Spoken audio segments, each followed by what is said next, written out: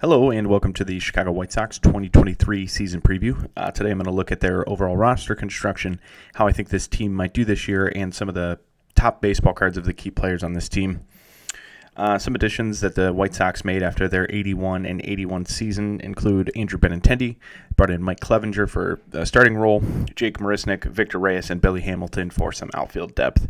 Benintendi, obviously the frontliner of that, and interesting contract. Got a little more than I would have expected. Key losses include Jose Abreu, obviously the big one. He's been a White Sox his entire career. Johnny Cueto had a lot of innings with the Sox last year, and good ones at that, so I think they will miss him greatly. They also lost Josh Harrison, and A.J. Pollock. Their 81 and 81 season was woefully underachieving where the preseason expectations were last season. They had injuries as well as just overall underperformance from some of their key positions and pitchers. Giolito took a step backwards. Dylan Cease was really good, but still didn't take as much of a leap forward as we were hoping.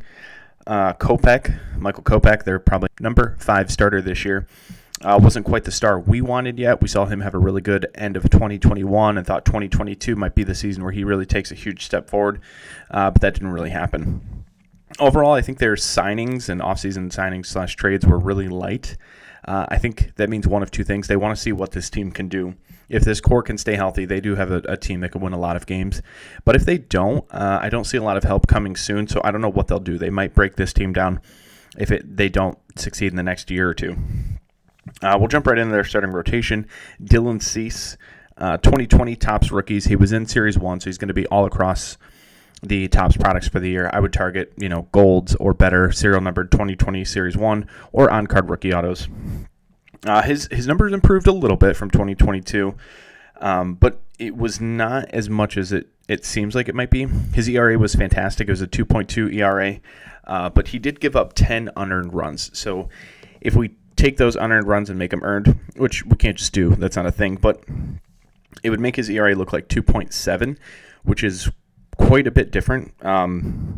His defense is improved, but it's still not great. So that not only does that mean that he could still have a lot of unearned runs and that ERA is going to be fine, but he could just give up a lot of runs and base hits, period, because the defense isn't going to get to some balls that we might expect them to. He's only 27. He has 2 great years under his belt. I do like him. I like his outlook, and I think he can continue to improve. But I want to see those walks go down. He averaged about 2.5 walks per start last year. That's just a ton and a lot of work to get players off the base paths that you're just giving free passes to. So if he can get those walks down again or lower, less than 2 a start would be a good starting point. We could see him take the next step forward, compete for that Cy Young like I hoped he would in 2022, which he was in the running, but Verlander put a pretty big distance between the two of them. Number 2 starters, probably Lance Lynn. Lance Lynn has 2011 Topps Update rookies. So if you want to go look for Lance Lynn Update rookies in sealed boxes, it'll probably cost you anywhere from about $4,000 to $6,000 for a hobby box of 2011 Update. Thanks, Mike Trout. Lynn is entering his age 26 season. He entered 2022 with a bit of an injury, so his season was not what we expected of the last 3 years. But he has the tools to be a really good pitcher. If you look at 2021, he finished 3rd in Cy Young voting. That was his 3rd top 6 finish in 3 consecutive years, so 2019, 2020, and 2021. He's been very good and quietly because he's not this huge strikeout pitcher. He's doing it later in his career after he wasn't a huge prospect. So Linson is a guy I root for just because anyone who has a late season breakout or late career breakout, I just enjoyed rooting for. He figured something out after he went from New York to Texas. I don't know if it was in New York or in Texas, but a guy who succeeds later in his career when he didn't have that much success younger. Just like I said, makes him easy to root for. He's kind of a pretty bland guy, like every baseball card I've ever seen of Lance Lynn. He just has a very stoic face and doesn't express a lot of emotion. But Lance Lynn, really good number 2. Lucas Giolito is probably their number 3 starter. He's a 2016 Topps rookie. Giolito came over to the White Sox from the Nationals in that weird Adam Eaton trade, if you remember that. It was quite a lot to give up for Adam Eaton at the time, and everyone kind of just shrugged their shoulders. Giolito, weird step back from 2021 to 2022. In 21 was kind of his career breakout. And finally, the pitcher that we thought he could be, dating all the way back to 2013 Bowman, when he was one of the most highly touted pitching prospects in all of baseball. I do expect him to kind of have a bounce back this year just because he almost has to. He didn't really change that much from 2021 to 2022. Velocity didn't change much. His pitch mix didn't change much. So I kind of dove into what did happen. His ERA was up a run and a half, so 1.5 runs. That's so much to give up. He was dealing with an inflated whip, so two things contribute to that. He walked more hitters than he did in 2022 or 2021, and he just had more base runners on. He had a really high BABIP. Now, BABIP is kind of an immeasurable stat as far as what we expected to do and how the trajectory of it will go. But BABIP is batting average on balls in play. He had a really high BABIP. So that's one bad luck, bloopers that no one could catch no matter what team or defensive players were out there. Those are, unfortunate for a pitcher. But also, Chicago's defense is just not very good. Andrew Vaughn and Eloy Jimenez manning the outfield is not really a great recipe for success. So I would like to see them get better defensively to help out their pitching staff. They were third in baseball in errors. Now, I just talked about how that contributed to Dylan Cease's ERA and keeping it low, but the fact is that they're keeping runners on base, and maybe the third in errors, maybe they don't count some of these plays as errors. They don't assume a double play on double play balls, or should be double play balls. So some of those errors that aren't getting marked because this team is was so inept at defense really hurts the pitchers, whether it shows up in the stats or not. So Giolito, did not pitch as well, but also he wasn't getting any help in the field. Like I said, his walks were up almost a full walk from the season before in a 9-inning basis. But his 2022 walk rate was right around his career average. So maybe Giolito isn't as good as his 2021 season, but I certainly don't believe he's as bad as his 2022. So I would still keep an eye on him. I like him for a bounce back, like I said. Probably not going to light up the card world because his breakout has already happened. But if the White Sox make the playoffs, make a deep run, his cards do have the ability to see a nice little jump. Number 4 in the rotation is their offseason signing, Mike Clevinger. He is a rookie in 2016 Topps update as an Indian. He's in on a 1-year deal, nothing major. I want to say it's about $10 million. It's kind of a prove-it year for him. Maybe he gets a 3 or 4-year deal if he has a really good season. But in my opinion, he has a long way to prove because he's only pitched more than 130 major league innings exactly once. So a lot of durability concerns, off-the-field concerns, on multiple occasions. If you want to look into that, you're more than welcome to, but it's something that I definitely would keep an eye on if you want to buy his cards. That definitely scares me off. The one season where he did have 200 innings, he also had, or over 130 innings, excuse me, he did have 200 strikeouts. He was on that 2018 Cleveland Indians team who set the record for most starters with over 200 strikeouts. If you want to go back to 2018 and look at that, you're more than welcome to. But I want you in the comments to guess those 4 pitchers because it's kind of a fun exercise. Back in 2018, the Indians were thought to be one of the best rotations in baseball. Clevinger was a part of that. Who were the other 3 pitchers that had over 200 strikeouts? Clevinger is 32 years old, so I don't see a huge bump in his cards coming at any point, even if he does have a really good season. This is kind of a prove-it deal, like I said. I won't be buying him in any way, shape, or form. But it'll just be curious to see how he affects their roster and how many starts he can give them. Because after I talk about Kopech here, it gets really cloudy as far as starting pitchers for the White Sox. Kopech is their 5th starter, 2019 Topps rookie. Coming into 2022, we really thought this might be his breakout year. We saw it with Giolito, we saw it with Cease, so maybe we're going to see a third pitcher in Kopech. In 2021, he only had 69 innings pitched, but it was a combo, mostly relieving with a few starts, where they were getting him 2 innings of work, 3 innings of work at a time. He had a 13.3 K per 9 rate, which was fantastic. We were all very excited to see that. He's touched 100 on the gun before, so he can bring it. He got up to 120 innings last year, but with the higher workload, everything else went the other way. Strikeouts went down, walks went up, and his velocity went down. The velocity doesn't surprise me at all. Neither does the K rate. I thought the K rate would go down a little, but I would like to see him, get back to maybe splitting the difference of last season and the 2021 year. Maybe he gets 150 innings this year. And if he does, I don't know what to expect, but he still has the skill set to be a very good pitcher. So I will be keeping a close eye on him. He's a very interesting number 5. He's a very good number 5. He's still only 27 years old, so I will be following him closely to see what he does this year. And, same thing as Cease, Giolito, and Clevenger. If they all succeed, this could be a very good baseball team. Then I just wrote, where's the help coming from? That's what I wrote in the number 6 spot. I'm going to give you 4 or 5 names here, and just all question marks. Jonathan Stever, who I thought could log some innings for them this year. They've already sent him down. We're 3 weeks away from opening day, and he's not even in consideration.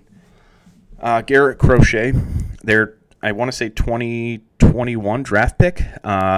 He came up late, the same season he was drafted in 2021, but he's already injured. And when he does come back, he won't be back until at least mid-May. And even if he does, I don't know if he'll be a starter. So where are the starts coming from? Davis Martin, he pitched 63 innings last season at the majors, and they weren't very good. He's 26 years old, has a rookie in 2023 Top Series 1, doesn't strike anybody out, really limited ceiling. I just don't know if they can rely on him, and if they are, they're kind of in trouble. Even at AAA, his numbers weren't very good. Another possible name that I'm throwing out there because I don't know who else to say is A.J. Alexy. He started and relieved in the minors, but mostly relieved. He started 4 games in 2021, which is 2 seasons ago now. So what are they expecting of him or from him? Anything? And then interesting prospect, maybe Matthew Thompson, but Thompson has 25 innings above A-ball, so hasn't pitched enough to really get a feel for his pitches or have any chance of getting major leaguers out yet. So what are they going to do if Clevenger doesn't make it, if Lance Lynn gets hurt again, if Kopech struggles? I just don't know. I don't know what their plan is after those pitchers. So, good luck to the White Sox. I do root for them, even though they're in the division as same division as my favorite team, but I wish they would have added more depth, specifically in the starting rotation. To get to their 1 through 9, Tim Anderson is their leadoff hitter. He has 2016 Topps Update rookies. Tim Anderson is a kind of a polarizing player in the baseball world. He just speaks his mind and tells you exactly what he's thinking. He's very energetic and demonstrative when he's on the field, but I like it. The guy celebrates. He's very passionate. He enjoys playing baseball and enjoys playing well. So I'm on the fan side of Tim Anderson for sure. He's entering his age 30 season, so some of the qualities of his speed might diminish a little bit, and he's dealing with a torn ligament in his hand and early season injuries last year, so I don't want to get down on him too much, but some of those lingering things might hang around. He was on pace for 25 steals last season before he got hurt, but I think he could still do better than that with the new rules. I expect him to still hit 30 steals, 10 to 15 homers. I want to say he hit 21 season, and I think he could do that again, but he's already kind of had his card breakout year. So he's probably a 300 hitter, decent shortstop, and a guy that we could count on for maybe another all-star appearance or 2 out of him. But I don't see any value in his cards rising. I want to say it was 2021 he had his real breakout season. His cards jumped a lot because he has so few 2021 rookies, or 2016, excuse me.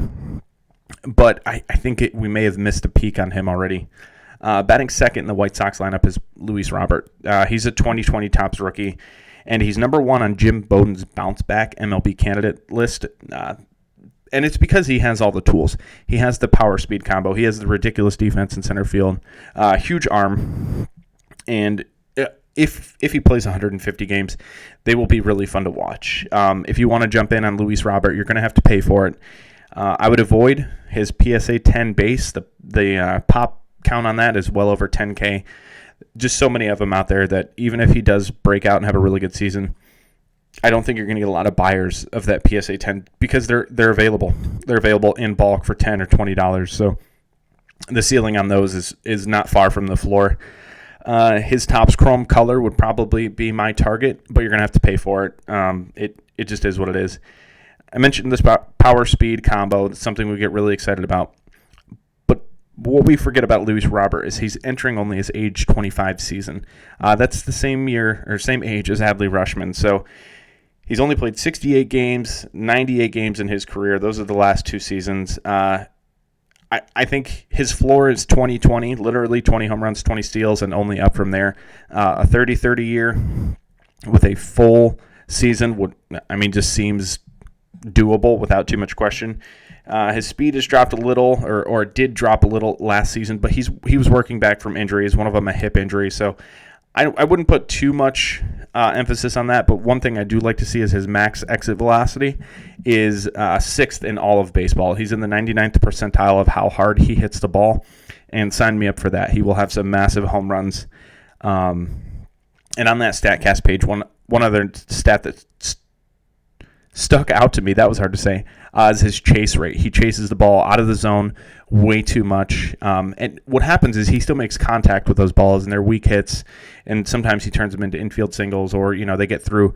But he's just chasing too many pitches out of the zone. His strikeouts are a bit of an issue, and would be the problem in the ceiling of holding him back from being a superstar.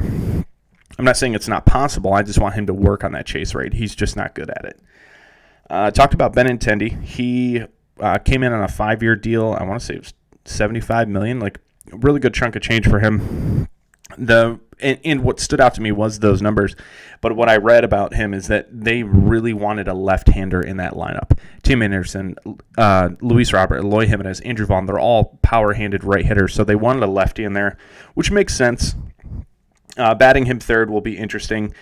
They do have 3 switch hitters at the end of the lineup, so him hitting third is just trying to get the righty-lefty switch hitter combo going. He had his lowest K rate of his career in 2022, highest on-base percentage and highest average. So he kind of had a career year in 2022 that we didn't realize. It was spent between KC and New York. I want to be excited about him and what he can do. He's had a weird career already.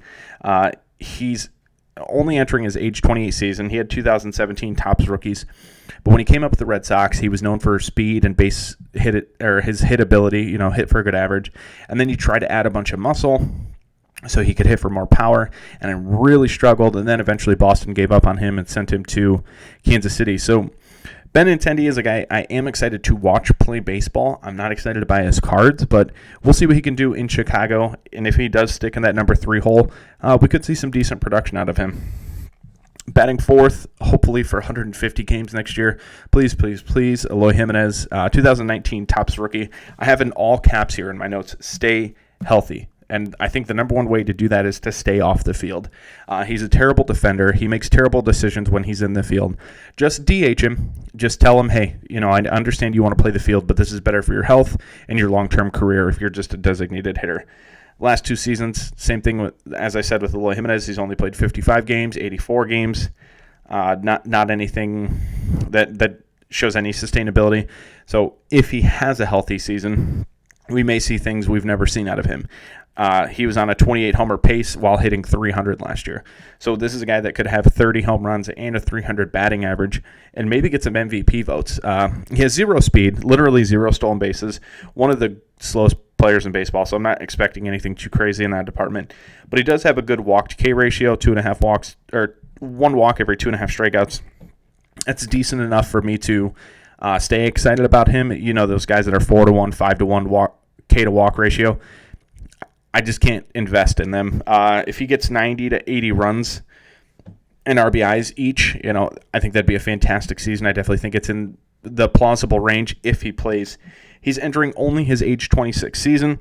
I like what his career looks like if he can stay healthy, but it's all about health, plain and simple. He's baseball good, hobby good. The hobby good part may be a little lackluster because we may have already passed him up. We may have given up on him being this breakout star of the 30-homer, 300 average, but I'm not done with him yet. I just need him to play games, play baseball. Batting fifth, probably Yoan Moncada. 2017 Topps rookie. He has both in Series 1 and Update. Series 1, he was a Red Sox. Update, he's a White Sox. I still don't know if I'm supposed to say White Sox or White Sox, so I'll say White Sox. Moncada's entering his age 28 season. Feels like he's been around a long time. He hit the majors at 21 and, has never lived up to the hype that he had. He was the number 1 international prospect, and in my opinion, he moved backwards last season. Not sure what happened. Some of it seemed mental, just the mental game of baseball. Towards the end of the year, it seemed like he had given up at certain points. He wasn't running out balls. He was playing like weird defense, wasn't giving max effort. So if his team is in it and they're competing for the playoffs, I expect him to be in it and competing. But Also, if they're not, I don't know what to expect from him. I don't know if he's mentally strong enough to compete and be an active and major participant if his team's not competing for playoffs, middle or even end of the season. We'll see. I also went through his player page. He's had five notable injuries just last year. His oblique, his hamstring twice. He hurt his quad and his foot. So, I mentioned Eloy Jimenez. I mentioned Luis Robert. If this team can stay healthy, this 1 through 5 is very good, but I just don't know what to expect from Moncada in this spot. We haven't seen him in a while. And I also have this note in here. He is the most expensive single card I've ever sold on eBay. It was over $1,800. It was his 2016 Bowman Chrome auto. It was a gold refractor auto. I actually sold it on consignment for someone else, but it was for 4.5 years the most expensive item I'd ever sold. It's still the most expensive single card. I've sold other things higher, but it's most expensive single card. Betting 6 is probably Andrew Vaughn. He's a 2021 Topps rookie, and I've mentioned it in a lot of videos, 2019 Bowman Draft. Really strong product. 2019 Bowman Draft is really expensive, but if you're looking for higher valued sealed wax, that's a box I would put on the shelf for sure. Vaughn's entering his age 25 season. I've said everyone in this top 6 is all, Tim Anderson is the old man of the group at 30. That's why this team seems so exciting. They could be very, very special. Vaughn has no speed, but he's my breakout pick for this team. I think the only thing that is really exciting about him that maybe we haven't seen in the past is he's locked into first base this year. He should be their opening day first baseman and stay there. With Jose Abreu gone, he's ready to step in, be the everyday guy. He only had 17 homers last year, but I expect him to be able to hit 25. He has a pretty easy power swing. 43rd in average exit velocity. If he could barrel the ball up a little more, I think those home runs jump pretty easily. Instead of talking 17, 20, we're talking 25, even 30 without too much issue. Batting 7th is Yasmani Grandal. Grandal had a very weird season last year. Go all the way back to 2012, Topps update rookies for him. But his season last year, he had a negative 1.4 WAR and a 2.269 slugging percentage. I think that's the lowest I've ever seen, even for non-hitting power or non-power hitting and contact-only guys like Stephen Kwan. Their slug is at least near 400, so this was a very alarming number to see when I was looking this up. He's entering his age 34 season, so I'm not giving up on Grandal. I don't think he's done, but last year was just such an outlier. I'm not going to go crazy over Grandal, but he's fine. He's a good, usually a really good on-base guy. His average on-base percentage is around 350. Last year was at 301. So I'm not ready to give up on him. He's a fine 7-hitter if he gives you a 325 to 340 on-base percentage. Hits 15 homers. That would be a step up from last year, obviously, but still below his career numbers across the board. So Grandal just bounce back to slightly below his average, and I think he's fine. Oscar Collis in the 8-hole. I don't think he bats 8th, in my opinion. He's a good prospect who came over from Cuba. He spent some time in Japan, hitting there from 2017 to 2019. It'll be really interesting to look and see how he does at the major league level. He hit really well across 3 minor league levels last year, but going from A to AA to AAA to the majors in just a 6-month span is not normal, and will be really interesting to see how he handles it, because he was signed as an international prospect just last year, January of 2022. So, 14 months ago, he just got signed to the White Sox. He progressed well through the minors, but we have no frame of reference. He spent 90 games at the highest level. What can he do at the major league level is really to be seen. But I'm excited for him entering his age 24 season. Being around other Cuban baseball players could be really helpful. He has Grandal and Luis Robert, obviously. So that's very exciting. But his only rookie is 2022 Bowman Chrome. He's been in every product since, but his first rookie is 2022 Bowman Chrome. I say rookie. His first Bowman is in 2022 Bowman Chrome. Batting 9th is Elvis Andrus. He re-signed with them on a one-year deal to play second base. Tim Anderson at short, him at second. Andrus has been a shortstop most of his career, and they brought him in last year to kind of finish the season with him, with Tim Anderson on the injured list. All the way back to 2019, Topps rookie for Elvis Andrus. Last year was his best season in 3 years. He even stole 18 bases, so it's kind of a surprise. A lot of people had given up on him, but he's only 34, so I think there's a lot of baseball left in him, and I don't think he'll quite do what he did last year, but maybe slightly under those numbers, and I'd be fine. I'm actually surprised no one else brought him in to play any middle infield spot. I think this is a good pickup by the White Sox, and him batting ninth, if he has a healthy season, turning over this lineup with him in the 9-hole is a very good problem to have, or I should say a very good setup to have. The bench has, typical bench players, but this Zebby Zavala guy, he's a backup catcher, has one of the most interesting storylines in my opinion. 64 games last season. He was serviceable. He strikes out a lot, nothing too crazy, but he has an MLB record for his first 3 major league home runs. So the first home run he ever hit, he hit 2 more in the same game. So July 31st of 2021, he set the MLB record for most home runs in the same game as your first home run, so 3 homers. Pretty interesting. His rookie, he has 2020 Heritage High number. So I'm not saying Zebby Zavala is going to be anything that we should be trying to buy and flip or sell for more at any point in his career. But he does have kind of a storied history, and if you're into collecting cards for this, that, and the other, that's just a random story. You could have a card of his on file just to show and talk about that little blimp in history for him. Gavin Sheets and Jake Berger. I could probably write the exact same storyline for both of these guys. They're both entering their age 27 season. They both had 2022 Topps rookies. The hobby excitement may have already passed them both up. They were both higher rated in 2021. Coming into 2022, we were excited for both, and they just both took a step backwards in almost every offensive category. So Berger and Sheets they're not defensive specialists. They don't have a ton of power. Neither of them are going to hit for a bunch of average. They'll probably just be pinch hitters and platoon role players. Sheets probably more so than Berger, but again, I think the hobby has already passed them up and we're done with them. Fourth bench spot is probably Larry Garcia for the White Sox. He's a super utility, infield, outfield, everywhere kind of guy. He could get a lot of innings if one of the major infielders or outfielders is hurt.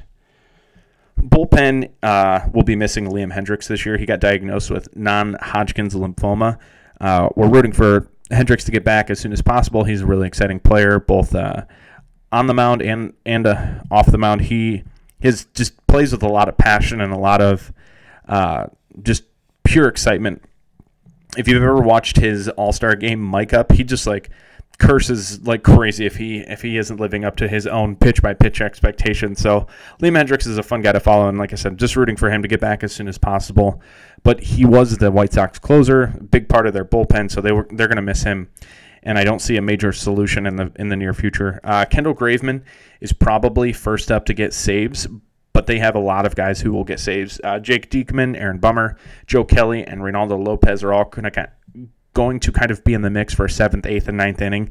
And then the White Sox did bring in a really interesting player from the Giants in the Rule 5 draft this year, Nick Avila from the Giants. He was really stellar in the minors. He had a 1.14 ERA and averaged more than a strikeout per inning. Not to get too excited about a reliever, but it's interesting that the Giants didn't protect him. So when the White Sox picked him, it was a first-round Rule 5, which a lot of times you'll see teams pass on that first round, but they took him, and he should be on the major league roster all season, or they'll have to return him. Prospects for the White Sox. I have quite a few written down here, but I think the most interesting is Colson Montgomery. He was their 2021 first-round draft pick. He probably won't make the majors until 2024, but when he does, I'm curious to see what they do because he's a primary shortstop. I could see him moving to short or to third or second base, but it'll be curious to see what they do with Tim Anderson at that point. Really good combo of hitting and hitting with power. He was the 2021 first-round draft pick, but didn't get cards until 2022 Bowman. He was one of those holdouts that Topps does to kind of make sure the Bowman class of the next season has some power and vigor to it that we get excited for. So his first rookies are in 2022 Bowman. And I think this is a good time to talk about the overproduction of parallels for Topps. 2022 Bowman, Colson Montgomery. I actually want to buy Montgomery. I think he's very good. But there are very specific targets of his that I would go after. Bowman Sapphire seems to have a really good name brand behind it, so you could grab some Sapphire, whether it's base or color, whatever your budget is. And then I would go after traditional Bowman colors. So your blue and gold refractors. If you have the pockets to get a red or can find the super, good for you. And then, maybe an orange refractor is probably fifth on my list of cards that I would want to add. And the reason for that is with Bowman and Topps making so many different parallels, people are kind of lost in the colors. What is happening? Let me just count on my Topps traditional blue refractor and gold refractor. I know that I'm going to have to pay up for them, but it's more than worth it. I counted the Bowman colors this year. There are 13 different Bowman paper colors, and there are 23 Bowman chrome colors. So that is just one product. If you bought Colson Montgomery rookies, it would be a 36 color rainbow. That is not including mega boxes and the different colors in that. That is not including the Sapphire breakdown and all the colors in Sapphire. So that's just a warning about Bowman and Topps in general. Keep an eye on your traditional colors. If you want to invest in a player, that's what you should target. I'll get off my soapbox now. I wrote down Oscar Colas again here in the prospects page. I talked about him because I think he's going to make the opening day roster, which will be exciting. Brian Ramos, I think he's in the just missed list of Keith Law's top prospects. He has a 2021 Bowman Chrome Auto and then a lot of other minor league products. So Topps Pro Debut, Heritage High Number, or Heritage Minor League. He has a minor league auto. He has a good mix of power and then pretty good hip tool, decent defender. He was pretty good at Double-A at his age 21 season. So if he is successful at age 21 at Double-A, I will get excited about him. He's progressing well for his age, so that's always something to look at. And in the card world is really important to people. If you break out in the majors at age 25, not too many people are going to give you a lot of notice, but if you do it at 22, 23, even if your breakout is just good, not great, people will buy your card. So something to keep an eye on for Ramos. He could definitely make an impact. Again, probably not this year, but it's someone to keep an eye on going into next season. Lenyn Sosa is an interesting prospect. I'll say interesting. He's a shortstop, third baseman. He had a 2022 Bowman card, and he's also 2023 Topps Series 1 rookie. I had a little time at the majors last season. Wasn't perfect, but his 2022 minors numbers were exciting. From 2021 to 2022, he more than doubled his home run output. So that's a good sign that a guy's developing into his body, developing his raw power into real power, and someone we should, again, keep an eye on. I don't know how much playing time he'll get at shortstop. Obviously Tim Anderson's there. I don't know how much playing time he's going to get at third base. I would love to see them get him some time at the majors, so we'll see what happens there. This is kind of an outside one for me. Yoelqui Cespedes. I wrote him down because he could play next year. He could come up late 2023 or early 2024. He has a 2021 Bowman auto. It's in 2021 Bowman. It's a Bowman Chrome auto, but in the original Bowman release. If he comes up this year, it'd be at age 25. He comes up next year, it's at 26. So it might be a little tough for his cards to go anywhere, nuts. I think they would just be a slight increase if he performs well. Good power speed mix, but he needs to cut down on his strikeouts.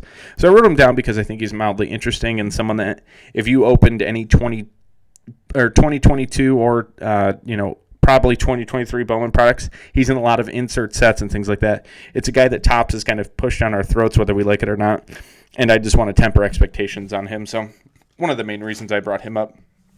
Cards I want to buy and players I want to target. I mentioned Colson Montgomery, only 21 and progressing well through the minors.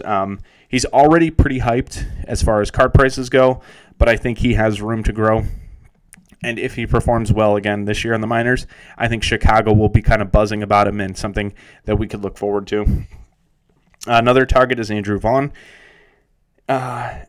Everyone is kind of down on the 2021 Topps update class and Andrew Vaughn as a whole as well, or Andrew Vaughn as part of it as well.